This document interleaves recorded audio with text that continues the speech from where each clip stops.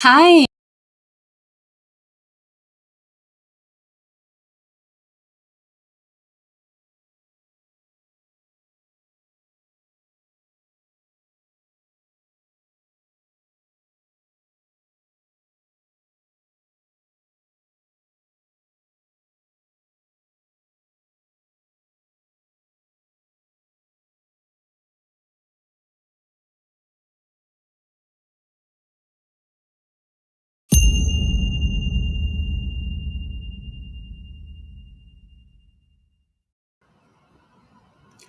Hello, good morning, everyone. Thank you so much for tuning in. This is episode 18 of Misplaced by Livin Farms. Super happy to be here. Our 20 episodes are almost done. And for those of you that only tuned in today, just a reminder about what Misplaced is. Misplaced is a series about food systems and problems of sustainability within the food systems. We talk with advocates, entrepreneurs, and experts about these problems and about the solutions that are out there. And I'm very happy that today we are hosted by our venue partner, the Mills Fabrica. The Mills Fabrica is an incubator, investment fund, and a community that focus on technology and lifestyle in apparel and textile, as well as on food and agriculture.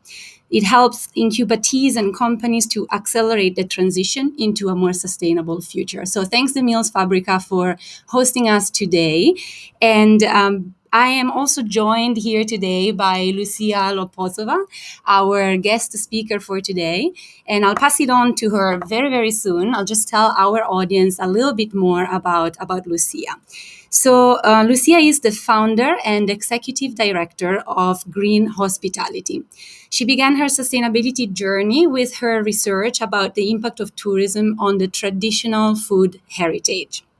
She hopes that introducing green hospitality today in this episode will, with its initiatives and strategic partnerships, can create a roadmap for innovative and sustainable practices in the hospitality industry.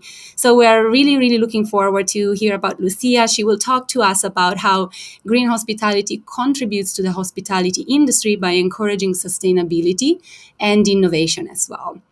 So I really, really encourage you all to ask Lucia your questions. Depending on where you're connecting from, you can ask your questions in the comment sessions or in the chat. In the next 15 minutes, Lucia is going to introduce Green Hospitality and talk to us about what Green Hospitality does, and then she's going to address your questions. So please feel free. So without further ado, Lucia, I'm going to set you up for your presentation, and I'll pass it on to you. Bear with me just one moment.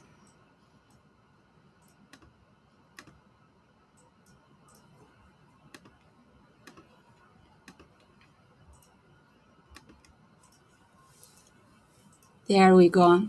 Thanks, Lucia. Thank you very much for having me, Christina, and Living Farms. So as said, I co-founded or founded Green Hospitality. It used to be a program, a sustainability program here in Hong Kong, and we just recently became an independent organization. So now we have our own agenda. We are a nonprofit, and our vision and how we came to be was really because we needed more collaboration, more collaboration on sustainability in the sector. And so our mission and vision, our vision is to really see the hospitality industry as a catalyst for sustainable development. We think that there is a lot of power in this industry. We're all part of it at some stage, either through traveling or just going out to have a dinner. And so we needed to have more collaboration to really bring about this change in the industry. And so our mission, how we do that, is really through knowledge, connections, and solutions. We call ourselves a problem solvers. So we're trying to be actionable. We're trying to promote more knowledge sharing in the industry, but also creation of new knowledge. So research, really original knowledge, uncovering the unknown. And then we connect with different partners. So we have different platforms, such as our events or introductions, matchmakings, etc., where we try to create these connections and eventually collaborations. And so from there, we go into solutions. So either solutions could be new innovations, or they come up from the partnerships with the different stakeholders. Could be nonprofits together with hotels, etc. And so we find a new ways of doing business and the solutions to the problems that the hospitality industry is facing through all these different pillars. So we work with primarily with or helping the hospitality industry, so the big four: accommodation, tourism agencies, airlines, F&B sector, and suppliers. But at the same time, we also work with academia and nonprofits and the government. So we really bring onto the platform everybody that plays a role and plays a part in the system. So we're talking about food waste today, or I'm going to talk about food waste from within the food system, and then why we picked this problem, or why we're looking into it, and what it means for the hospitality industry, and why is it an important element. It's because, especially where we are based in Hong Kong, so when we started our journey, we realized that there was a lot of problem with waste management in general. And as we started doing our research, we realized that there is actually a lot of problem with food waste, because that is typically about 50% of the waste in general. So it's a big proportion of the waste, first of all. And there is no currently solution or very effective solution in Hong Kong. This is a case of many cities around the world. We don't see it very commonly that we would have a separation of food waste, even for, say, residential buildings. So food waste is typically thrown away with the general waste and it goes into the landfill. Now, the problem with that is that once it goes into the landfill and it rots there, it releases the CO2 emissions, well, other greenhouse gases as well. So it really contributes to global warming. But at the same time, by disposing this food waste, we are also losing nutrition that would go otherwise into the soil to create and to grow organic vegetables or organic produce. And we have definitely depletion of nutrition from the soil around the globe. So this is important. We should be capturing this nutrition and putting it back to the soil to produce better, more quality, nutritious food. And then a third thing is that actually when you throw away food, when you inefficiently manage your food, you're also losing money because you paid for that whole vegetable. And if you're throwing away part of it, you're actually losing the money you paid for it. So effectively, you could be making profit out of it if you were using the entire vegetable, for instance, or an entire produce. So these are some figures just from Hong Kong. When we did a desktop research, we wanted to understand what was the rationale and like how much food waste is there. So you can see it's 3,600 tons a day in Hong Kong that goes into the landfill food waste. And out of it, about a third is produced by a commercial sector, which largely is comprised of the companies in the hospitality sector. So, hospitality really has a big role to play. It could really divert a third of food waste potentially from the landfills. But moving forward, where is the misplacement really happening? So how do we know it's really misplaced? Maybe this is a normal figure, right? Or this is very normal to anywhere in the world, and this is how it should be, and we can't avoid that. So this is another figure that we put together from our research, and this is also specific to Hong Kong. So the misplacement is happening because we see that the target for 2018-2019 hasn't been reached. The food waste effectively hasn't changed over almost a decade of different policies and different programs trying to reduce waste, food waste specifically. And then we see the other component, the government target in 2022, we should be recycling 50% of the food waste, but then you see the actual figures is below 10% right now. So there is somewhere disconnection, and we are not capturing the food waste that could be actually composted or converted into energy. And so somewhere there is a problem. So that's where we're coming from. That's what we discovered and wanted to work on this problem and find a solution to it. So before I go to our initiatives, there's lots of misconception about what happens with the food waste, and lots of businesses in the hospitality sector could think it's on the consumer side. The consumers, leave the food on the plate and they don't eat it. But actually, statistically speaking, there has been research run by the UK organization where they discovered that actually about 60% of the food waste comes from the production, from your kitchen, from the kitchen where the food is prepared. And how it happens is because there could be trimmings, as I mentioned before. You could be cutting off certain parts of the vegetable because they don't look nice to you, or you don't know what to do with it. Another part of it is spoilage, or the maybe not so proper storage of your food. And of course, now we have the COVID-19 situation. So sometimes we have suddenly outbreaks, and the the industry is impacted, cannot maybe be open as long, but the purchase has been made, the food is already in the kitchen, and so it can spoil. And so throwing away this food or letting the food spoil is another big component of food waste. So this is about 60%. So the 60% that the businesses have a power over, definitely to reduce or repurpose or utilize better the food. And another 40%, about 40%, is the plate, what we call plate waste. So that's where the consumers waste the food. And there are different reasons why that happens. One could be that we are not educating people, or we are not encouraging them to take the food back. But it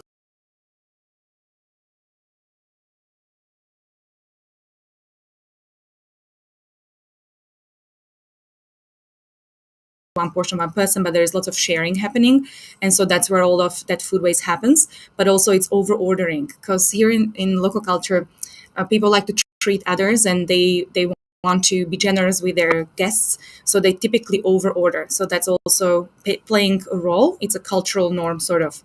And one more component of, well, we can see that we have to work really across the board. So we have to work on the business side, at the back of the kitchen, on the operations side, but at the same time we need to work with our customers to encourage them and to make them understand that wasting food has impacts on the environment, and like what is the best way to go about it, and maybe break some norms or work around and develop systems or encouraging campaigns that will really empower the customers to do better as well, and go hand in hand with them to reduce food waste.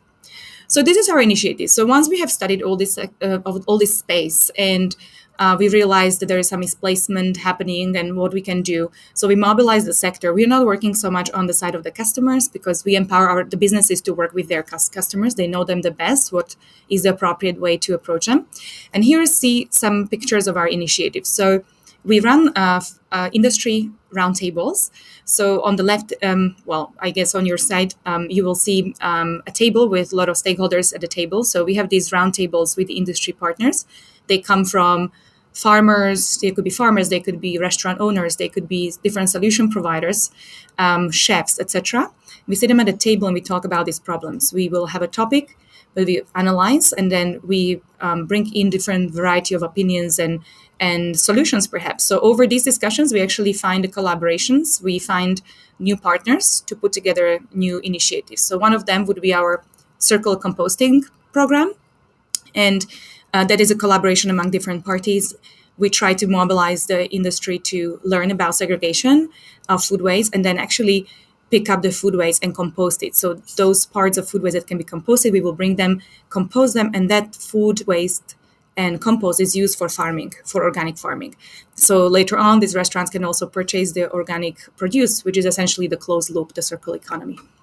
And another one, the other picture where you see the lady presenting on Food Waste Marketplace, that's our innovative hackathon. So we put together events where we try to find solutions to problems we don't have any solution to yet. So through our discussions with the industry partners, we find out that there are perhaps different problems we don't know of a solution yet, and we can then think creatively. So we call upon different entrepreneurs or even the employees of these different businesses and other stakeholders to create teams and think about these problems and come up with a solution. So you see here was a winning idea last year at our hackathon, which was a food waste marketplace, like an online dating app for trash. So this is what we're trying to really create, to start thinking about thinking outside of the box, but also mobilizing industry, really creating those partnerships. And this is our latest research. So because through our process of desktop research, we realized data is missing. And why the food waste or the food is really misplaced is because we don't understand our own operation. And how can we understand our operation better is by collecting data. So this is what we encourage our partners to do. And here you see a sample of the results of one of our recent research. So we work with about 29 different outlets. And this was a result of our food waste research of the 25 of them. So you could see the minimum waste, food waste per month was 58 kilos, but the maximum was almost 3 tons. So it's a big difference. But the difference, later on, we will release this research, so you will be able to see who our partners were. But we were talking from small coffee shops to big hotels. Mm-hmm. So that's why you see a very big range. But a lot of them, as you can see, 17 of them segregated their waste, food waste. Others did not. And only, 15 of them segregated and measured. So not everybody measures. Even if they segregate, they don't measure. But the measurement component is really important because that's where we realize where the misplacement happens. And that's where we can observe the patterns, and that's where we can then take an action. So this is, again, another initiative. Just by doing this research, we're hoping to mobilize the stakeholders and maybe teach them and share the different practices, learning from different types of outlets, what kind of measurement techniques they use, or how do they measure their waste, and what their success stories are. So that's another element of what we do, and sharing the knowledge. So here's just some a wrap up of what I really wanted to tell you today. So we really need everybody to take a part in this in reduction of food waste and in the food system in general. So for the customers, if we go to the restaurant, let's order only what we can eat or take home the leftovers, and also choose responsible F&B outlets. So, support those that really are doing something, or praise them for doing so, because for the F&B sector, typically in the restaurants or in the hotels or anywhere where you go and eat, they are really reluctant to implement sustainability measures because they are afraid of what the consumers will say, what the customers will say, if I don't serve enough, big portion, etc. So, actually you as a customer play a big role. You can encourage them. You can give them praise for doing so. When you observe some practices that you enjoy and you think are good for the environment and for the food system, then, make it known, give them a feedback, praise them. That will also encourage them to do more of that, and perhaps also make others think about these things. And for the F&B sector, I would definitely want to encourage everybody to try segregating and measuring their food waste, and reducing food waste. We have toolkits available for free that you can download and follow and learn a bit more about it if you don't know. Or try composting, which is a little bit next step. Just by segregating food waste from other type of waste is not the end of the story. Composting is a little bit more complex. Mechanism and way to segregate for composting is a little bit different. But if you'd like to be part of it and you're in Hong Kong, then you can reach out to us. We have the Circle Composting Program, and we're happy to share more about it. So that's all from me today. I'm happy to answer any questions from the audience. Awesome. Thank you so much, Lucia.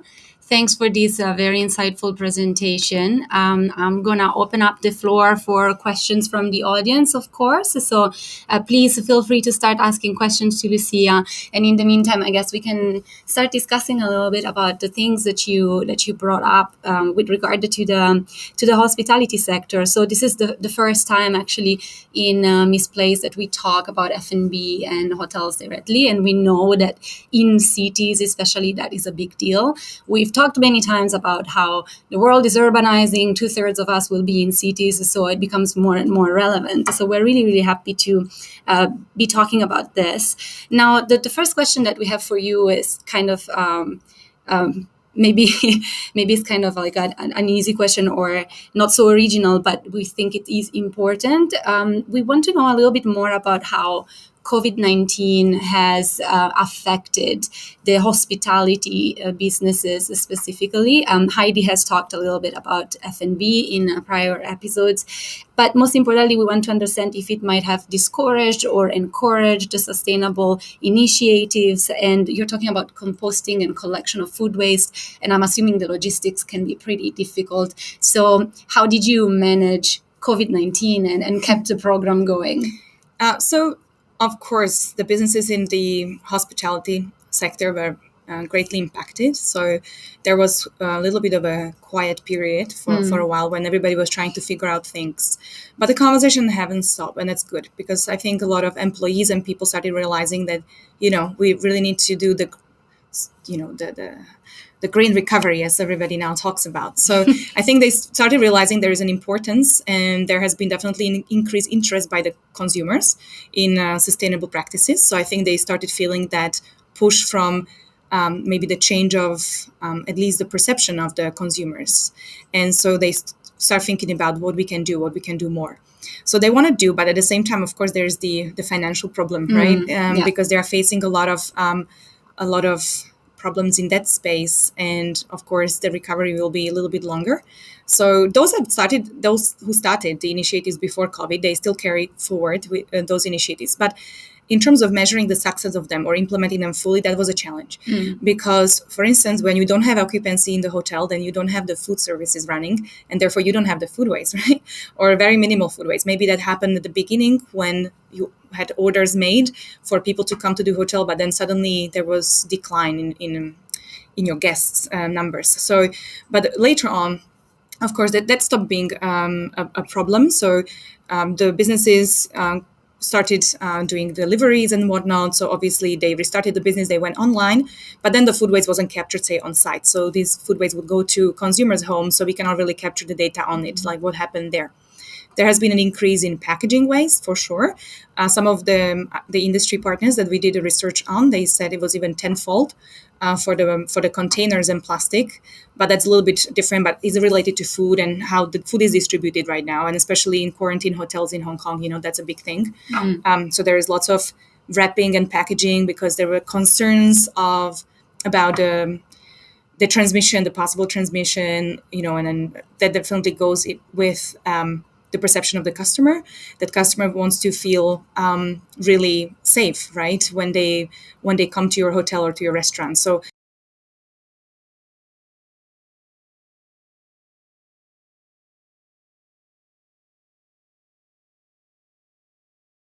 sector, a lot of restaurants, we saw that here in Hong Kong at least, they would be serving you in single-use cups or on single-use plates. Although there's no foundation or there has been no research or anything found that you can actually do any transmission through such thing. Also, somebody's touching your paper cup or your paper plate is the same thing. Also, the restaurant wouldn't change their pans or the pots that they prepare the food in. So I think this is a little bit unfounded fear and why this all happened.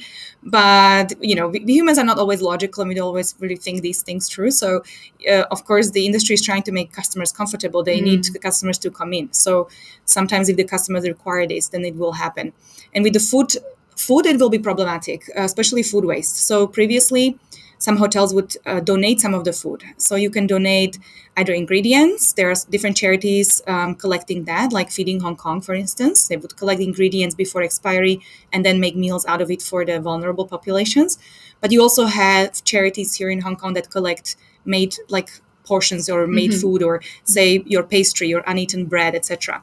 But that became really challenging because, of course, there was a worry about the hygiene issues with it, and who is handling the food. Could there be contamination and transmission of the virus? So that definitely impacted the whole food waste collection or even the food industry in general. Thanks for that. Yeah, I guess two things that come across pretty clearly is that the industry is trying to respond to our demands as consumers. So the packaging issue and the extra food waste being actually only shifted to our home, we should be careful about that.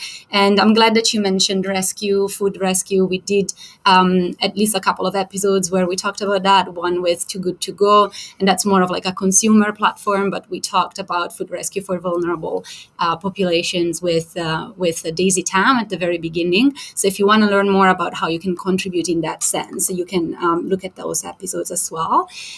Awesome. Thanks, Lucia, for answering that. We have a question from the audience, so I'm going to pass it through. Could you elaborate on how green hospitality facilitates key players in hospitality industry to work together to be more sustainable? Yeah, maybe we can hear a little bit more about other kinds of roundtables, for example, and initiatives beyond food waste. I know you guys have done a lot. So we had the food waste meeting last year from where we started the composting pilot. And then since then, we actually had last month another meeting on food in general and food sustainability. And this was a cluster of chefs from either single standalone restaurants or hotels. And we were talking about the different touch points of sustainability in the food in their F&B operations. So that could be, sustainability of seafood, the procurement process. It was also about where do you get your vegetables from, organic farms, the distance to ship the vegetables, the consistency, etc. So, by bringing this target audience together behind the closed doors, they can feel as this is a safe space for them to discuss these issues and be open about them as well. And so we've removed the barrier of seeing each other as competitor, but we unite over the mission of seeing sustainability as a goal for everybody, regardless of which business do you belong to. So that's important. And then they feel safe enough to share, any concerns they have or any hurdles they face in their operation day to day in the business. And then we try to devise tools after such a meeting. We would share the notes with all the participants, and many of them will have something to share, like I procure from there, I can pass you on the contact. So it happens very naturally. It's more like having a coffee over this issue and discussing. But this is what it doesn't happen because people are busy and they're in their hotel, in their restaurant. They don't go outside to talk to another restaurant or the neighbor perhaps as much. So we're trying to create this space for them to come and share and then pass on this information and then a little bit manage the conversation and re-engage them regularly so that they can continue these conversations. We also having site visits. So we are coordinating now. We have learned about a few different projects in Hong Kong, and we're coordinating the visits now to these different places like organic farms so that actually the chefs can go and experience. We realize this is very important for them to know the supplier in person. So we're also facilitating these kind of connections this way. Yeah. Fantastic, thanks. Questions are really raining, so I'm gonna go to the next one so that we can make sure to address all of them in the next few minutes. We have Malvika Patel. Did your recent research find anything about how participants manage their food waste?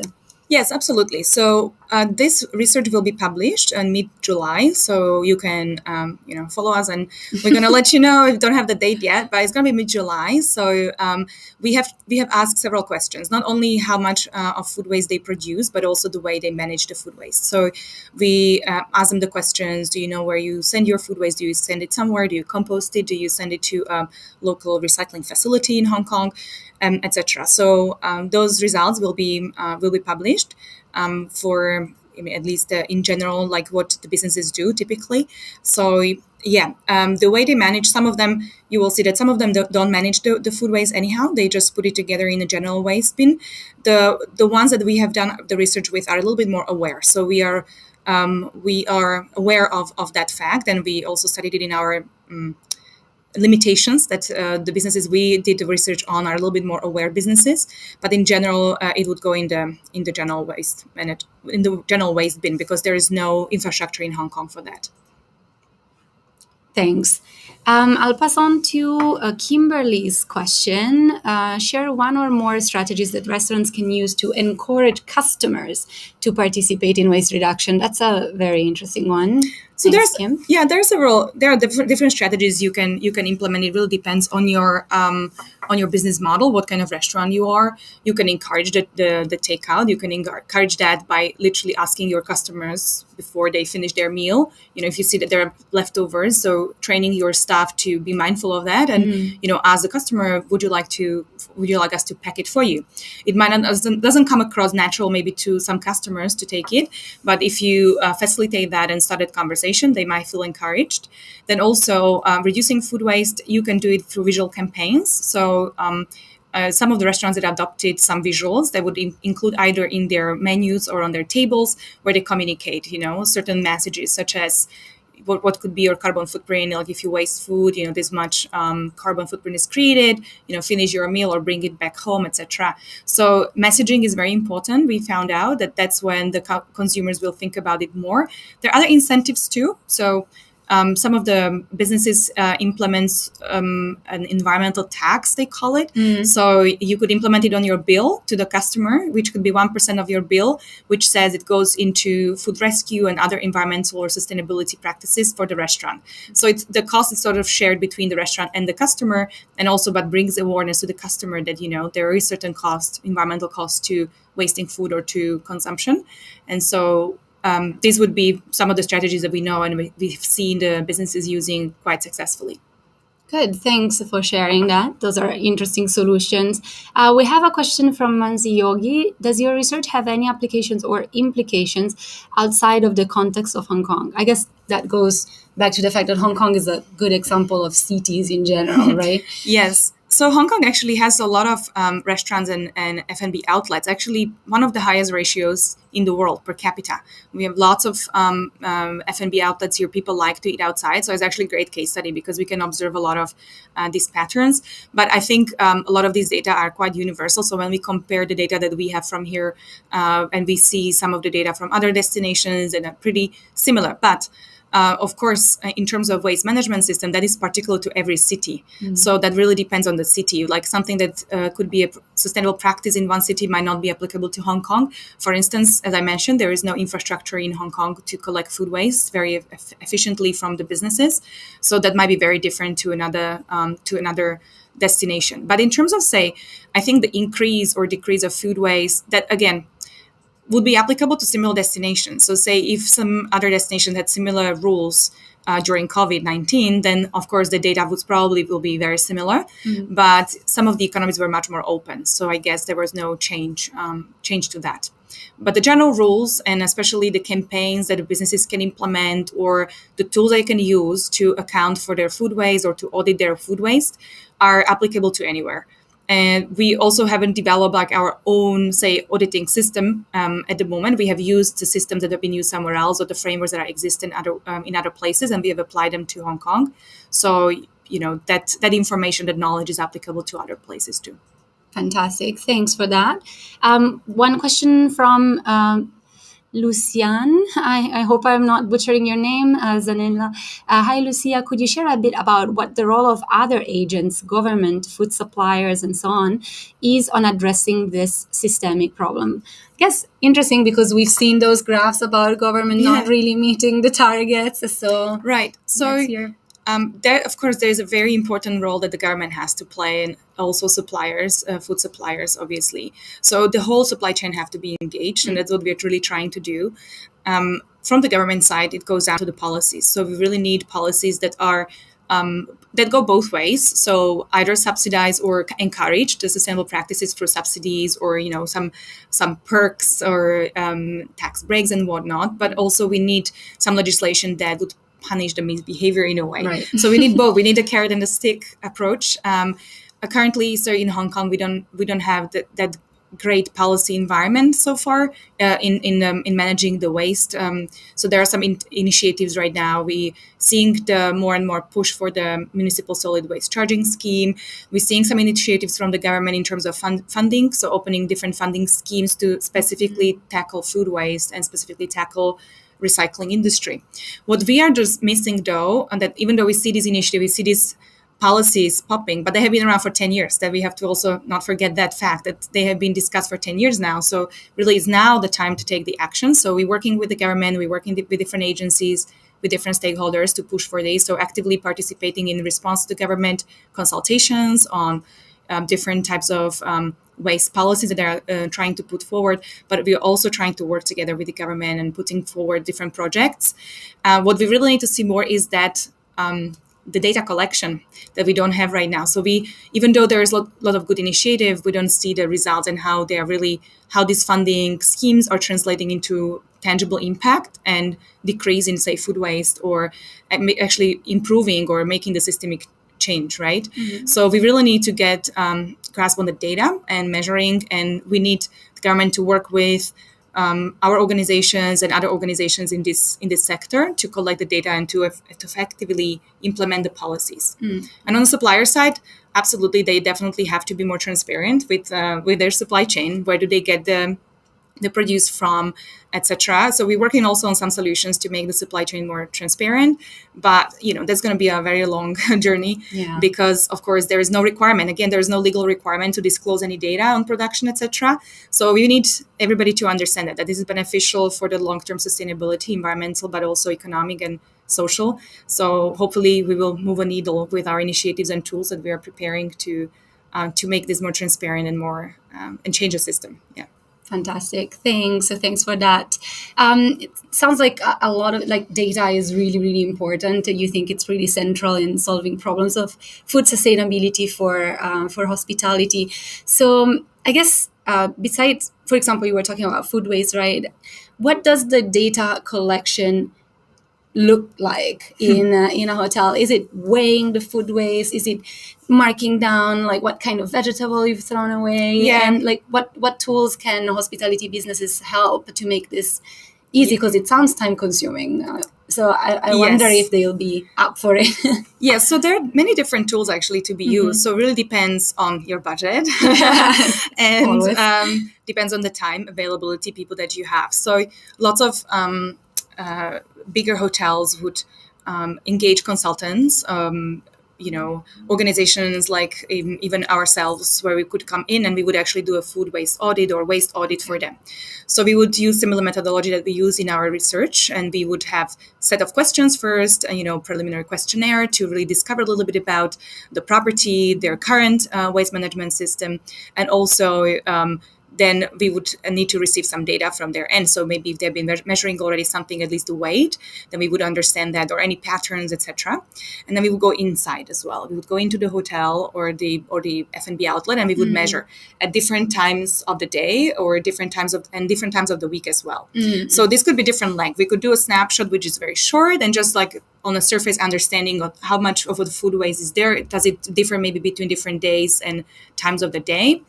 But then we can go also more granular, and that is a little bit more intense research, and you would need to go in a few more times, and actually you would literally dig through the trash. So you would need to go through it and understand what is in there, what is in the bin. Job. So that's one way to do that. It's quite manual, but there are also technologies that can do it these days. So obviously we combine all the data on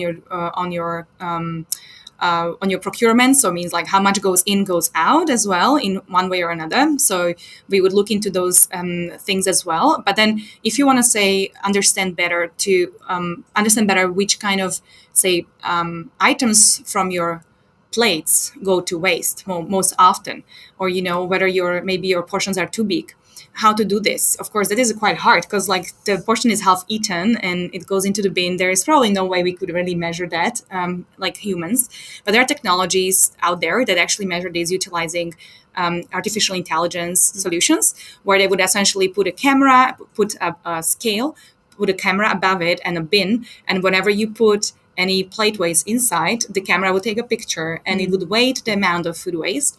And it's such a sophisticated software and system that it knows, and it would identify the type of food that they ordered, the type of menu that they've ordered.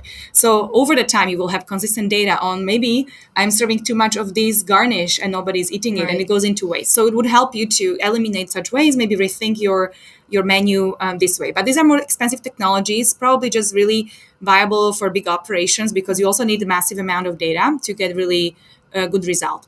For restaurants, it's really much more observation, or doing the audit at the back end, and then trying to collect the data over time on your implementing, say, like a campaign with your consumers, and then collecting the data over time to really see whether there was a behavioral change, either at the amount of how much plate waste goes into your bin, or with communication with your customers. So inquiring them and doing really qualitative research, and that's a little bit more our expertise.